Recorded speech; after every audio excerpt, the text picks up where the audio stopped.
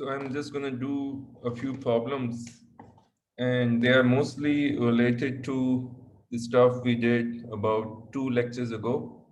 And these are very similar to the problems in homework 2. So they will help you, give you some idea how to attempt the problems in homework 2 as well. So let me see which one we should do.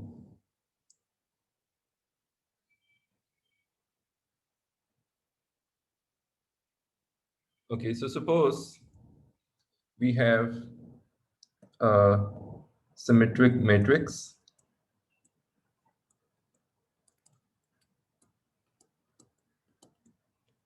A. Symmetric matrix means that A transpose is equal to A. In other words, what I mean is that if I look at the jth element of A, the element in ith row and jth column, that element is same as the element in jth row and ith column. Because that's what I do. When I take a transpose, I exchange rows by columns. And if I still get the same matrix, that means the corresponding entries are same. So a transpose of A will be equal to A if this condition holds. Now, given this, let's ask this question. If A is symmetric,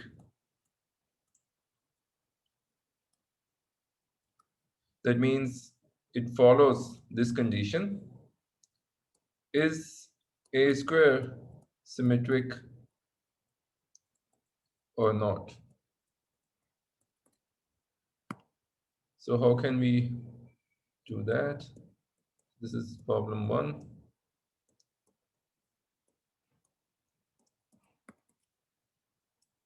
Well, I just write the product. I know that if I consider this A square and its ith jth element, that would be given by aik, akj, and summation over k.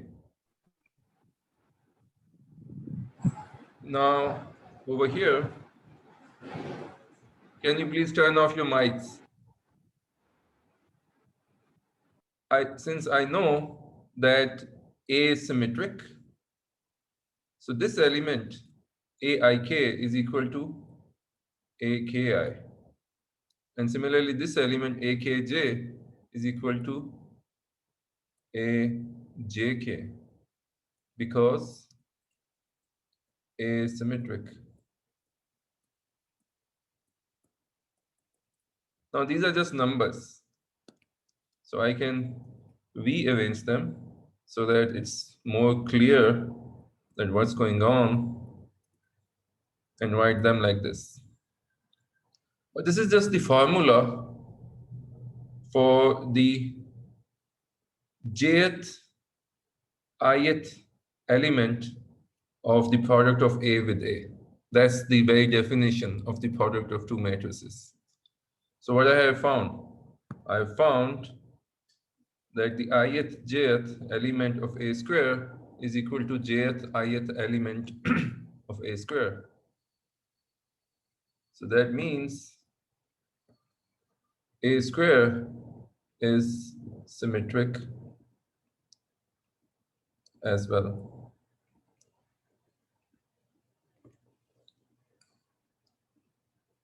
So similarly, let me do another similar problem.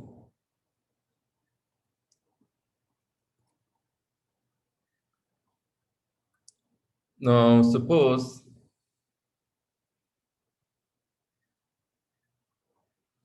that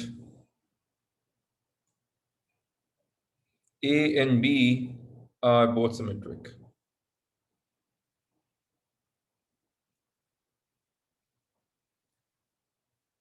And B are symmetric.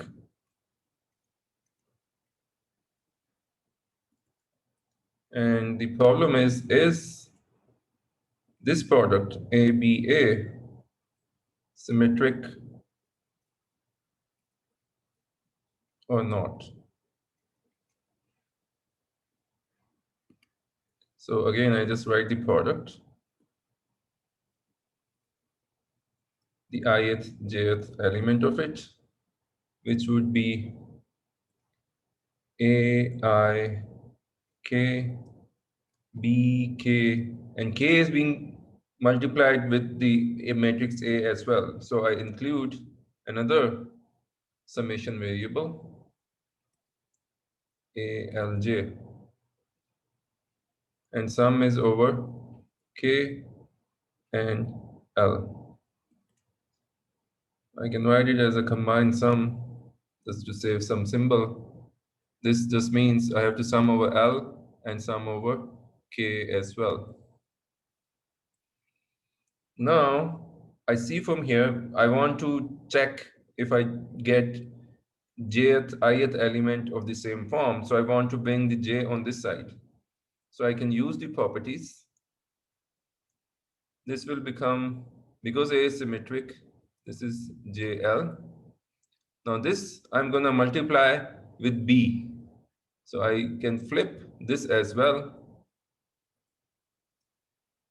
This now I can see this L will be summed with L and take the proper form of A being multiplied with B, but J coming first.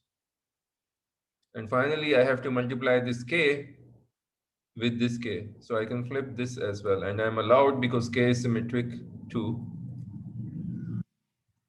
because A and B are symmetric.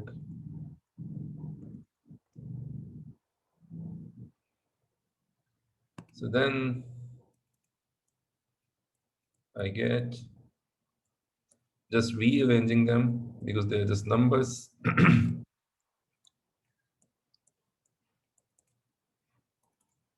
This is just B summation L, AJL, Lth, ith element of this product because K is being summed, which I summed and got this product.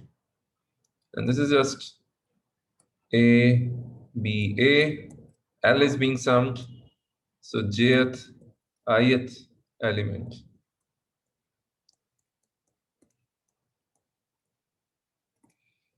So again, I found that the ith jth element of ABA is equal to jth ith element of ABA. So that means ABA is symmetric.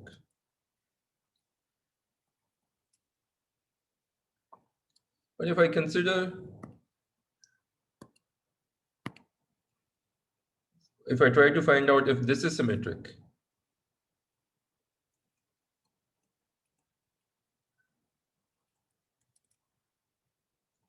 so the product is, the ith jth element is summation K, AIK, BKJ. Even if I flip this, use the property that A and B are symmetric, this doesn't give me much. This tells me that ith jth element of AB is equal to jth kth element of BA. But BA is not supposed to be equal to AB. BA is not same part as AB. So AB is not symmetric.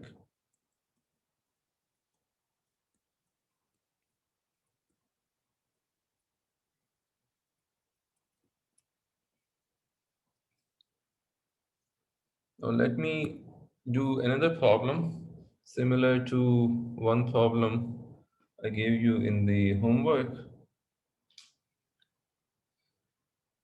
And so suppose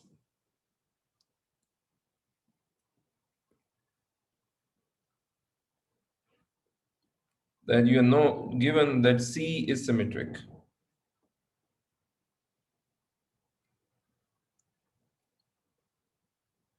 That is C transpose is C. Then the question is this matrix, which is C plus C transpose, symmetric or not? Well, this is exactly one of the problem in the homework. So if you watch this tutorial, one part is done.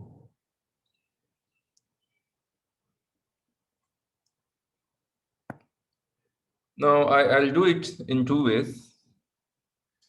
First, I write the ith, jth element of this.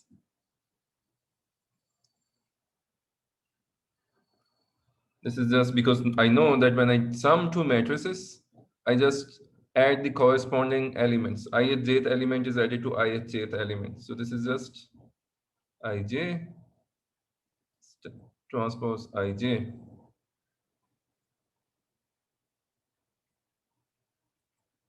But C transpose Ij, by definition, transposes Cji.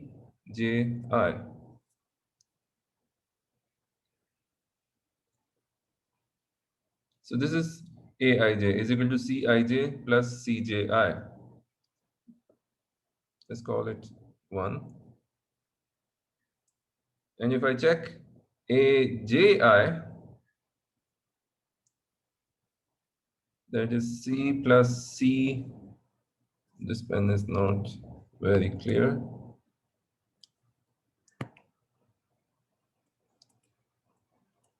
Aji is C plus C transpose. Ji is Cji plus C transpose Ji is Cji plus Cij. But if you look at equation 1, that's a sum of Cij and Cja. And that's exactly the same thing which you have over here. If you want, I can write this first. So from 1 and 2, since right hand sides are equal, Aij is equal to Aji. That means A is symmetric.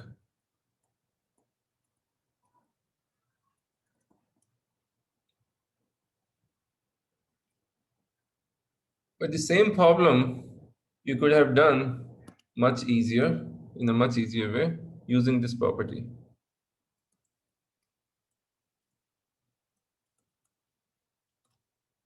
So we know that if I take the transpose twice,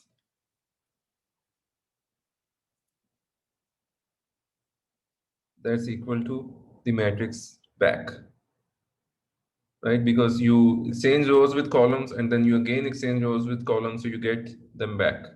In other words, a transpose ith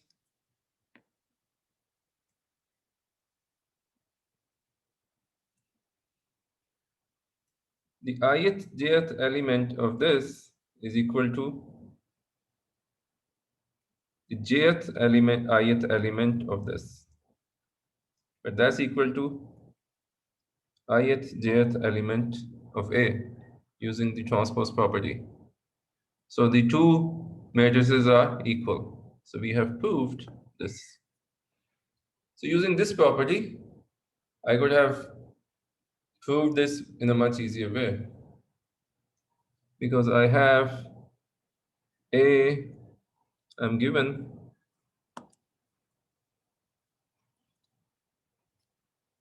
A is equal to C plus C transpose. So I just take the transpose of A and I get C plus C transpose. Transpose breaks down because each element flips.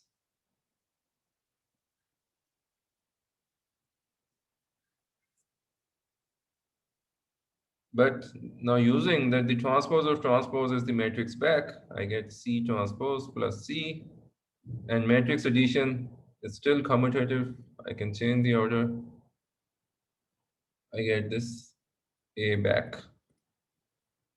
So A is symmetric.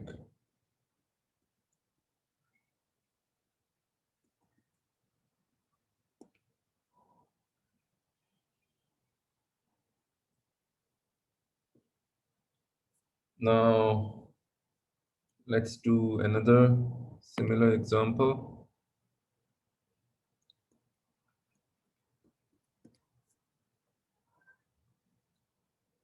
Now you suppose that you don't know if say C is symmetric or not. C, any matrix,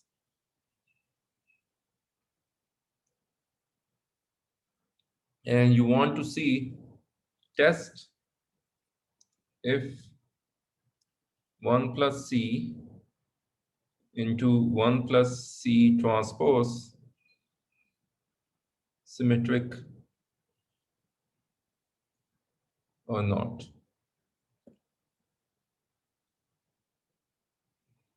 So let's give it a name. So suppose D is 1 plus C, 1 plus C transpose, then D transpose,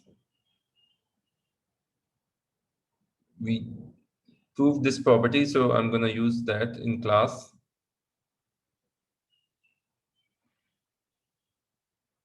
That if you have given two matrices A and B,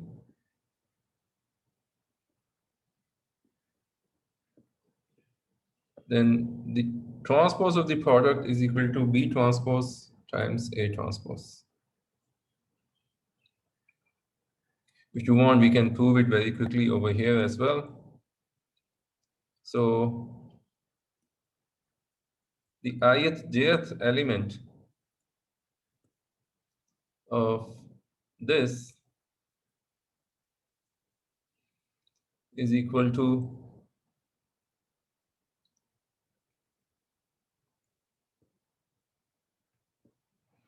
ith element of this product, because I use the transpose property. So this product I can write as sum over k, ajk, bki. Now, what I can use over here, that the ith element of B is equal to kth element of B transpose. Similarly, kth element of A is same as jth element of A transpose, which is just the product of these two matrices. So this equation is literally saying that you're given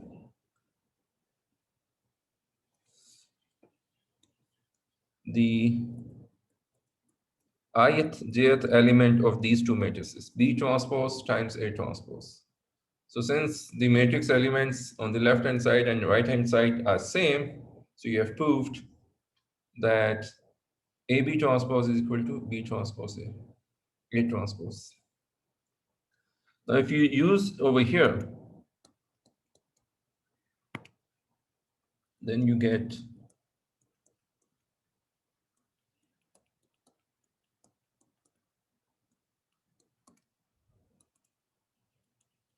one plus C transpose. I have to reverse the order.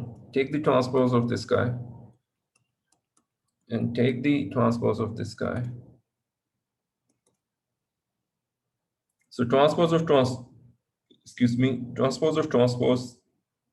is the matrix back. You got this, which is D. So that means D is symmetric.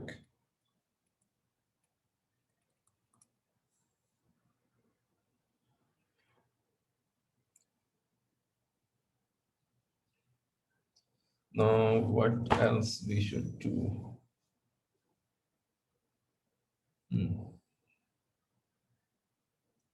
Okay, let's see this. This is problem 5, I guess. Yeah.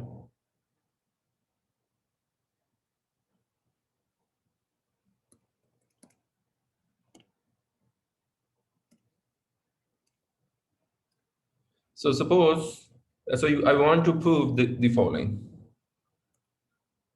that if A is non-singular, that is A inverse exists, then I have to show that A transpose is also non-singular, and the inverse of A transpose is just that you take this inverse and transpose this matrix. So how can you prove this? So you're trying to find the transpose, the inverse of the transpose. So I'm given this, that this is true. You have to prove this. So I prove by checking.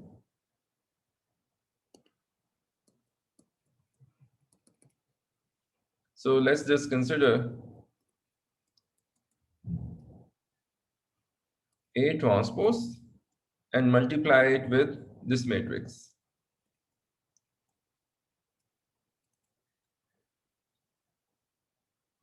Now I use the property over here, property of the transpose, this one. Let's call it the property A.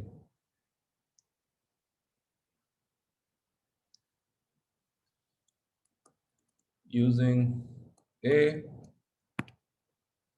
this is equal to, I reverse the order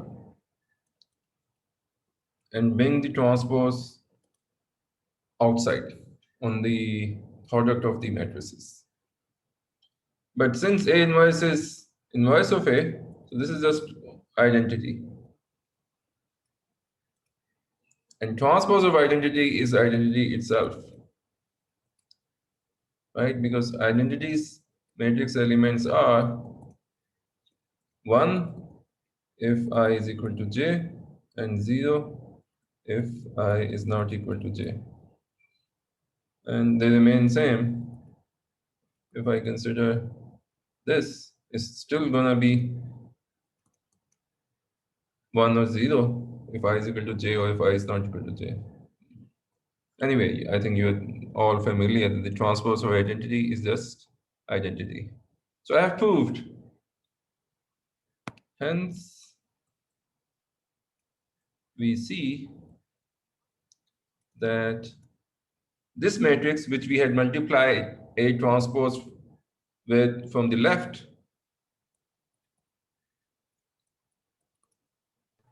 is actually the inverse of this matrix with which we multiplied it. So that is, in other words, the inverse of A transpose is just this matrix which we checked with.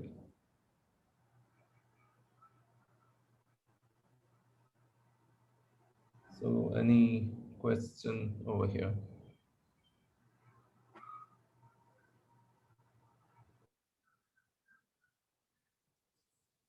Now, let me just do one more just to show you some techniques.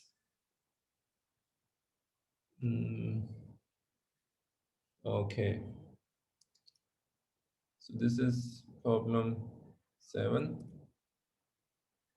And this is from the book,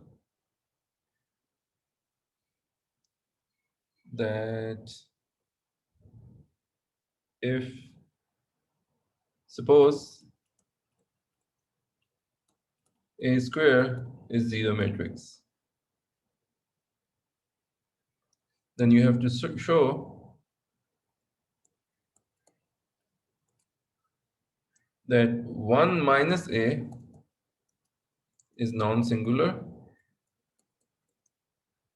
That means its inverse exists, and the inverse is just 1 plus A. So how can you show? Well, easiest thing is just to compute and see if this is true. So I take 1 minus A and multiply it with the matrix which the claim says is the inverse of it, and see if I get a 1 or not. So the matrix product is distributive. 1 goes with 1. Well, this 1 is actually identity. Then 1 with minus A gives me minus A. And A with identity gives me A. Then minus A square. But I know that this A square is 0. This is given to me. And plus A minus A gives me a 0. So this is identity. So that means 1 plus A is actually the inverse of 1 minus A.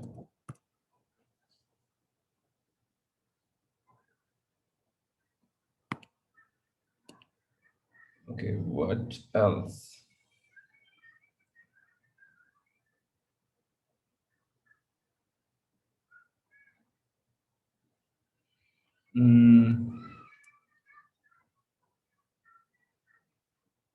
Okay, so let's do this one. This looks a little bit more challenging, although they are all very easy.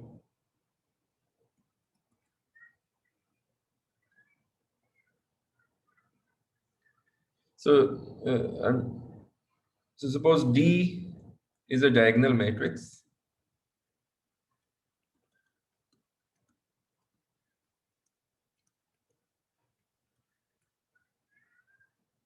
whose diagonal entries are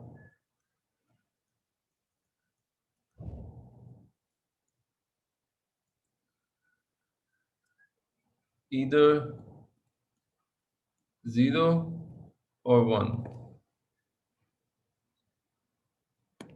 That means it looks like this. These are all like that.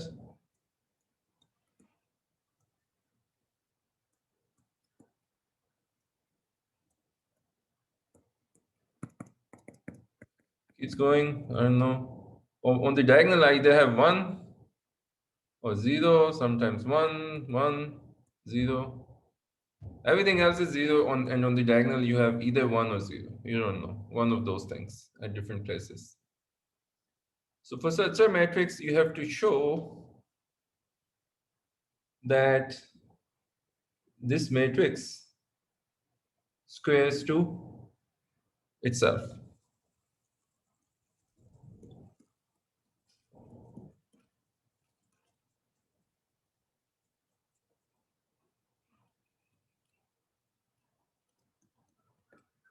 You have to show that D square is D.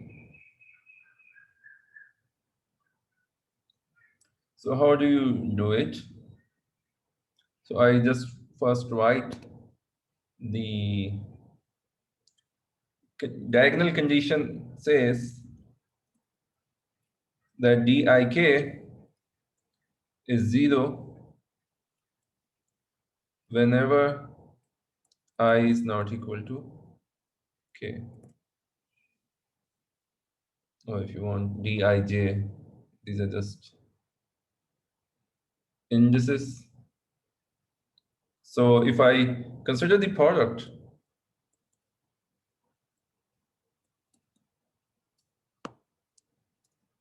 the ith element of the square is just dik dkj. No, but in this product is going to be 0. It's non-zero only if I is equal to k. Because if I is not equal to k, the first element over here, this would be 0. And necessarily, if k is equal to j.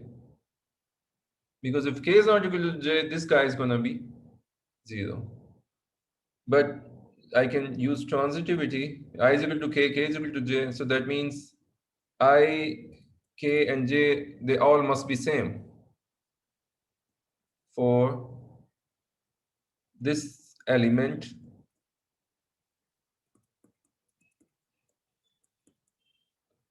ij to be non-zero.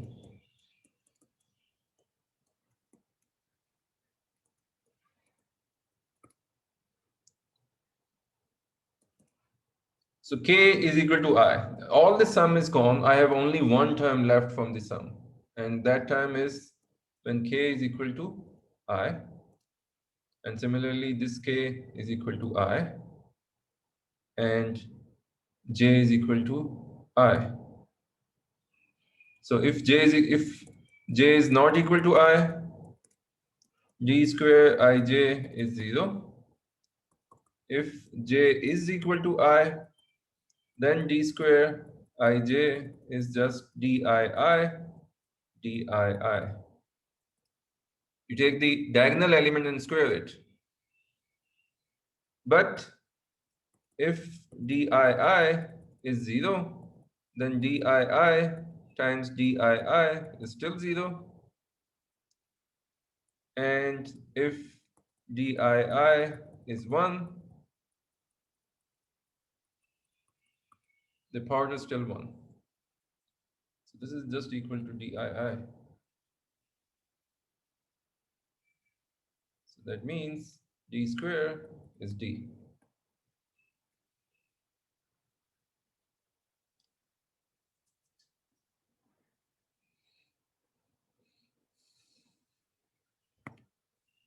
So using this was number 8.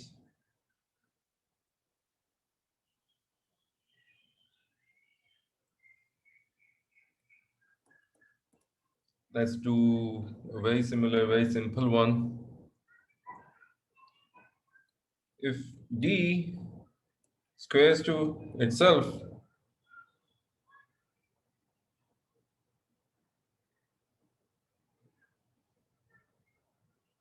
and X is any non-singular matrix, then A also squares to itself. So such matrices are, by the way, called idempotent.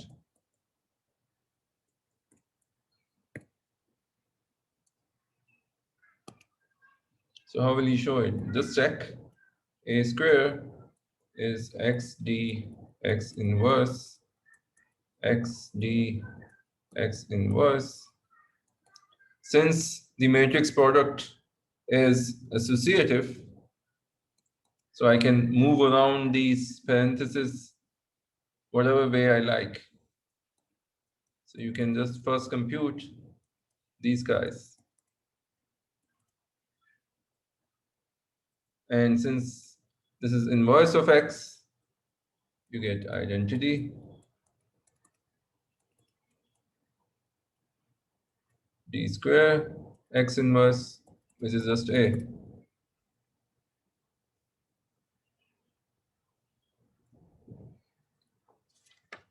Now, what else I should do? Let me move to elementary matrices.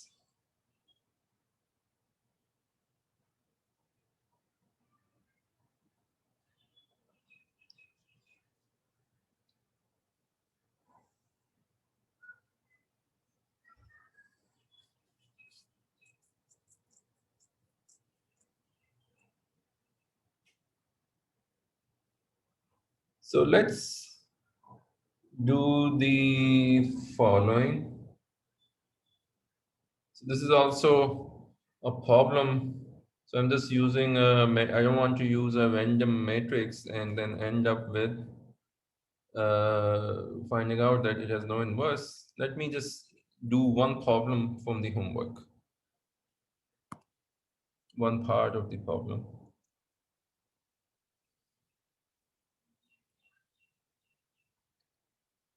So use Gauss-Jordan method to find inverse of this matrix. Let's take this one.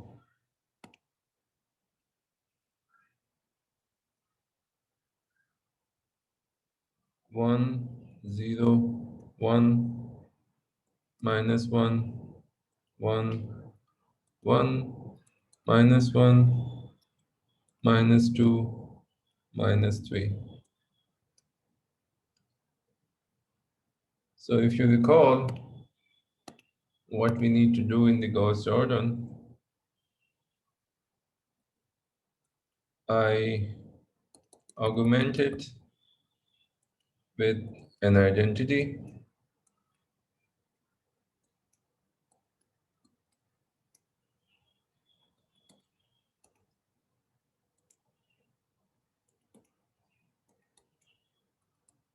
And then all I have to do, use the row operations.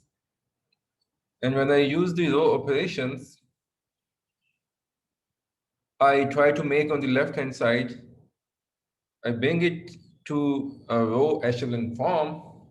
And if the row echelon form is an identity matrix, that means this matrix has an inverse. If it doesn't have an identity matrix, then it's not, it's a singular matrix.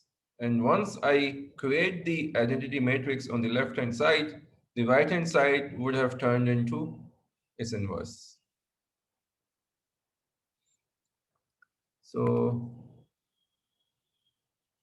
let's just carry on our old usual business. This row is fine, can be used as a pivotal row. So I leave it alone and add it over here. Just add, sorry. Just add here and add here. You will get zeros. So I get 0, 1, 2. When this is added here, I get a 1, 1, 0. Then this added here gives me a 0, minus 2, minus 2. I get a 1, 0, 1. Now I have got this pivotal row. I have to make zeros below it. So I do the following.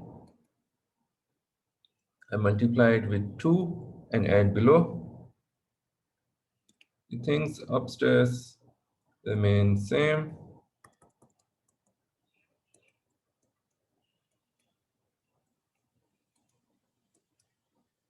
1, 1, 0.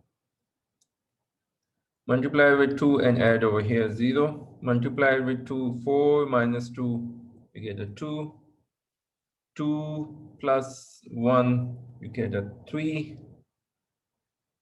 2 plus 0, you get a 2.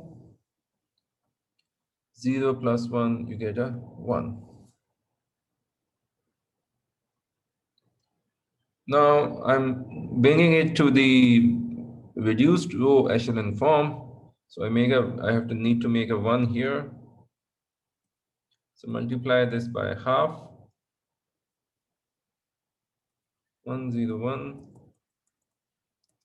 1, 0, 0, 0, 1, 2, 1, 1, 0, 0, 0, 1, 3 by 2, 1, 1 by 2.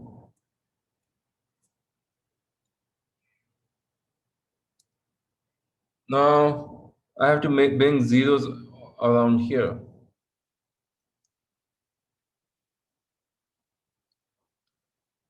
So I multiply this by -2 and add upstairs.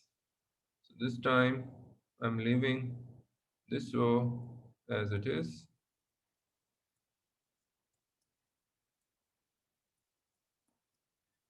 Multiplying by -2 and adding above.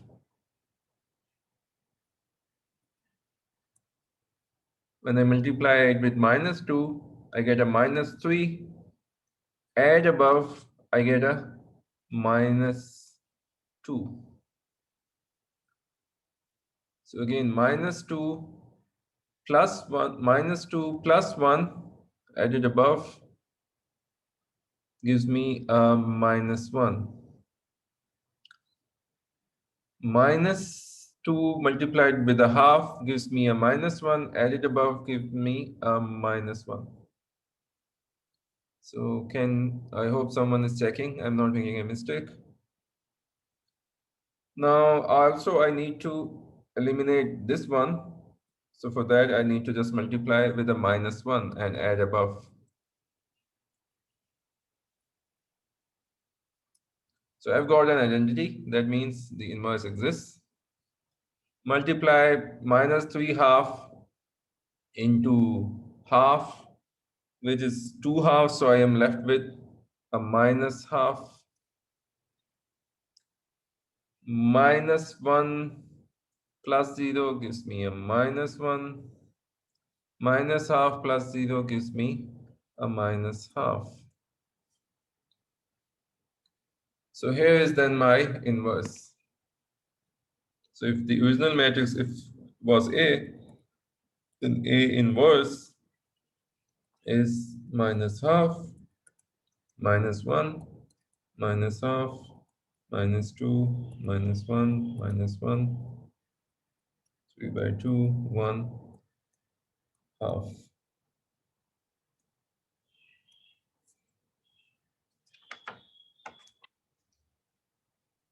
Now you can, if you want, you can check if this really is the inverse, which it would be if we didn't make a mistake.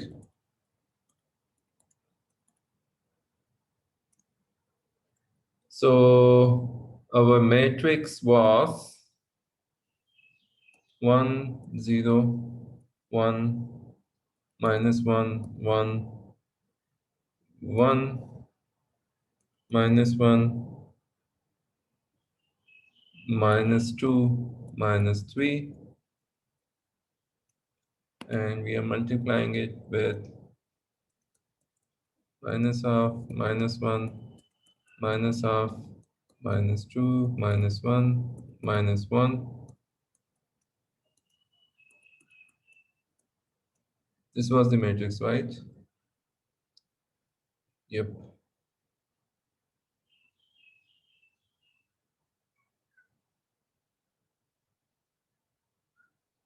So let's see what are we getting. So in the first spot, I should get a 1.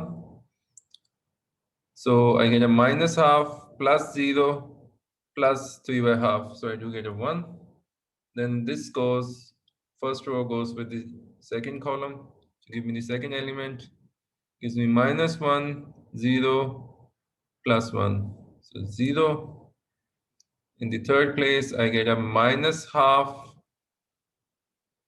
0, plus half, a 0. Similarly, over here, I get a plus half, -2, plus 3 halves. So 4 halves and a -2 gives me a 0. The second place, I get a +1, a -1, and then a +1. So 1, and the rest should also work out. So let's check one of the properties which we proved in a previous problem today, which was that if I know the inverse of a matrix, I can immediately find the inverse of its transpose as well. all you need to do is take the inverse, the transpose of the inverse. So here is my A and here is my A inverse. So the A transpose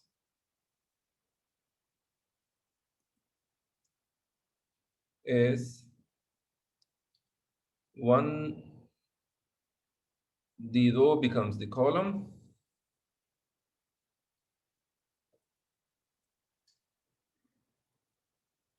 -1, -2, -3. And the claim is that if I multiply it with the transpose of this matrix, so -half, -1, -half,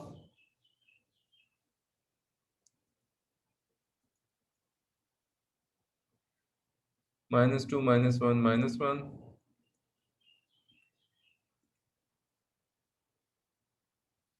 3/2, 1/2, the transpose of the inverse.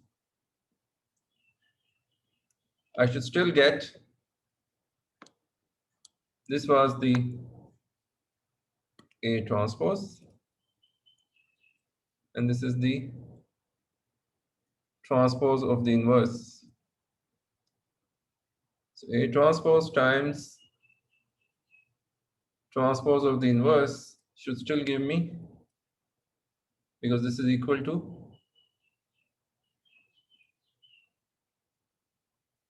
this is our claim. So this should still give me an identity. And we can just check. So I get a -half, a +1, and a, so I get a -half, a +1, and a +half. So I get a 1. In the second place, I get a -2, a +1, and a +1. So 0. In the third place, I get a 3/2, a -1, and a -half. So 0. Then I get a 0, -1, and minus, and a +1. So a 0. Then a 0, -1, and a +2, a 1, so on. So it checks that the thing which we proved earlier, we just saw an explicit example of it. Okay, so what else we should do?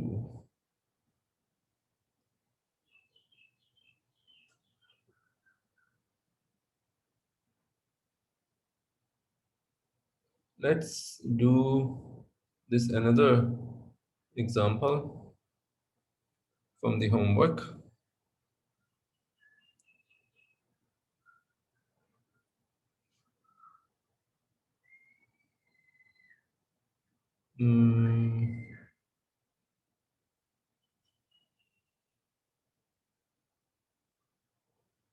Okay, so let's do this from the homework. 3A from homework.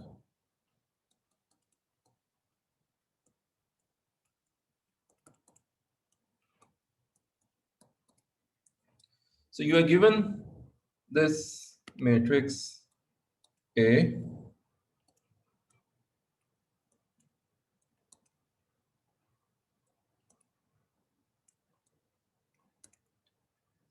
and B,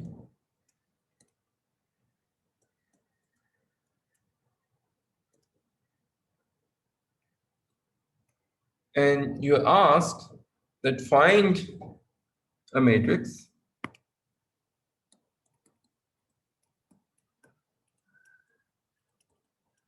E such that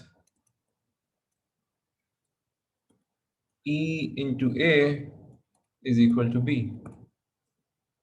So looks kind of a very hard problem. How can we just guess a matrix which we multiply to A and we get this matrix B? But we know that it's going to be an elementary matrix, and it will exist only if we can convert A to B two row operations.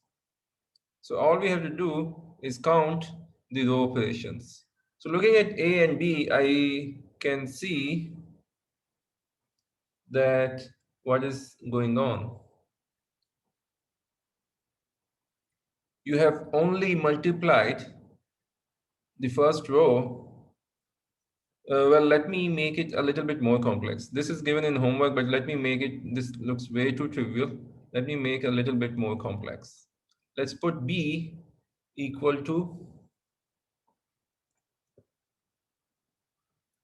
5, 3, minus 4, 2. So now if I look at B and compare with A, I see that first I have exchanged the row 1 with row 2, and then the resultant row 2 I have multiplied by minus 2. Then I'll get B. So I can do it in 2 steps.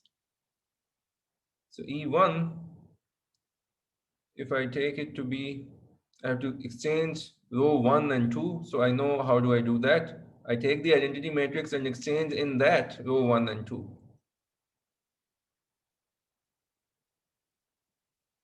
Then this E1 times A, which is 0, 1, 1, 0, times 2 minus 1, 5, 3, gives me 2, 0 times 2 plus 5 times 1, 5, 0, and 3. So it just exchanges zeros. This is E1 times A. Then I want to multiply the second row by minus 2. So I know for that I need this kind of a elementary matrix. I take 1, 0, the identity, and multiply its second row by minus 2. So that means this matrix I have to multiply with E2. So I go like E2, E1 times A is 1, 0, 0, minus 2, 5, 3, 2, minus 1, and that's equal to,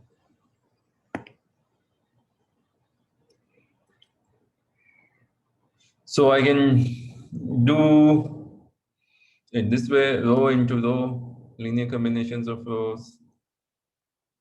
First linear combination is just 1 times this, I get just 5, 3, any way you want, and 0, 0, minus 4, plus 2. That means the matrix which does this job multiplying with A is this guy. So E is E2 times EA, and they are written over here. Let me use this color. 1, 0, 0, minus 2, and E1 was 0, 1, 1, 0. So this single matrix, which we now are getting, and so 0 times 0, 1 times 0, 1, 0, minus 2, 0. This matrix does the job. And you can explicitly check as well. Let me see if I should do more. Well, let me do one more. So it will again help you in homework. So let's again take this matrix which we used in problem 10.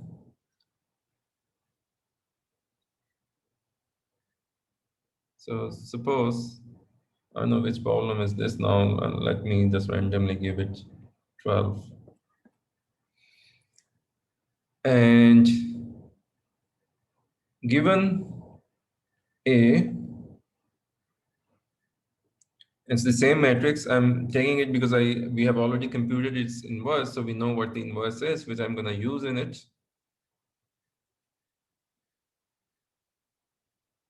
Given this matrix, solve the system of linear equations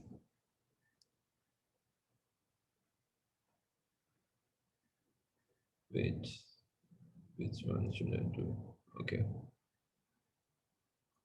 Solve the system of linear equation ax is equal to b, where b is 1, 0, minus 1. So in other words, just as a reminder, if I open everything up, you are given this set of equations.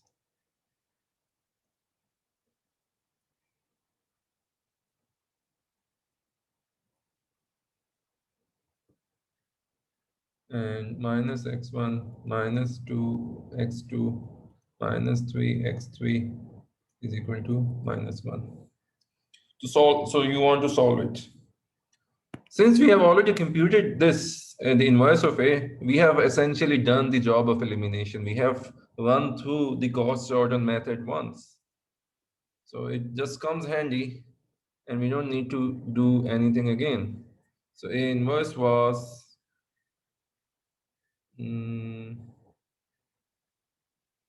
minus half, minus 1, minus half.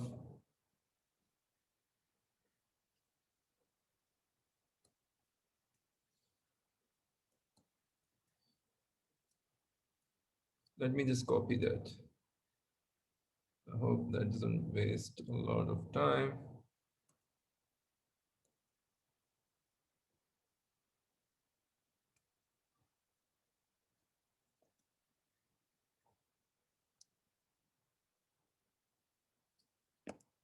So A inverse is this.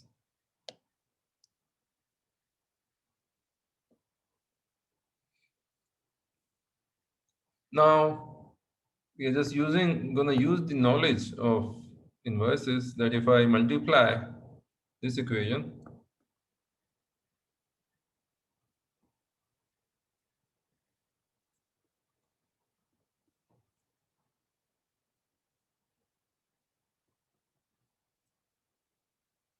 then I get the solution. This gives me 1. This is identity. So identity times x is A inverse B. So x, the values of the variables can be computed simply by multiplying A inverse with my matrix of the constants. So again, I take this matrix and multiply it with 1, 0, minus 1.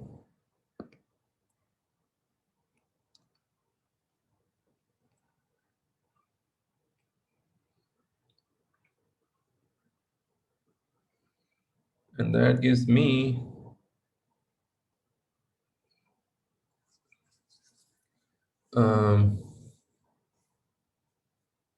remember, one of the method was make the linear combination of these columns to these coefficients.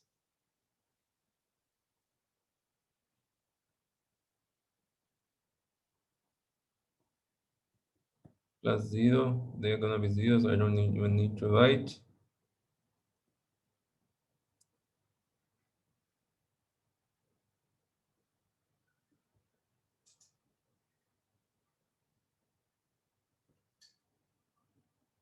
So it's minus half plus half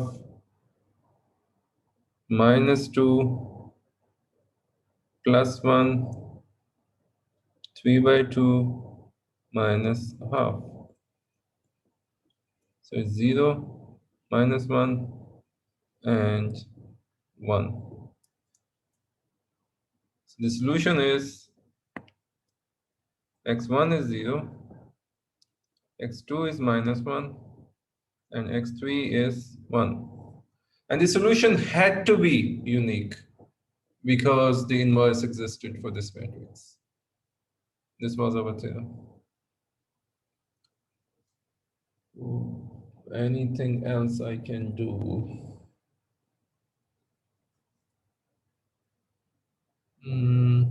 I think let's stop it here. Is there any question?